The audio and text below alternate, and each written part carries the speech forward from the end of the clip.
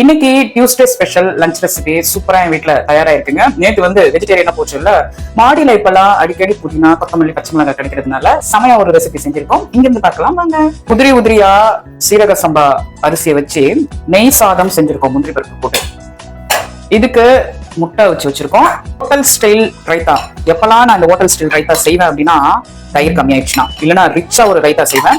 தங்கிரி kebab, சிக்கன்ல தங்கிரி kebab இந்த ஓடிஜில நாங்க செஞ்சோம். நீங்க என்னதான் ஓடிஜில எந்த கிரில் தந்தூரி செஞ்சாலுமே திருப்பி தோசைக்கல்ல போட்டீங்கன்னா சூப்பரா வந்துரும்.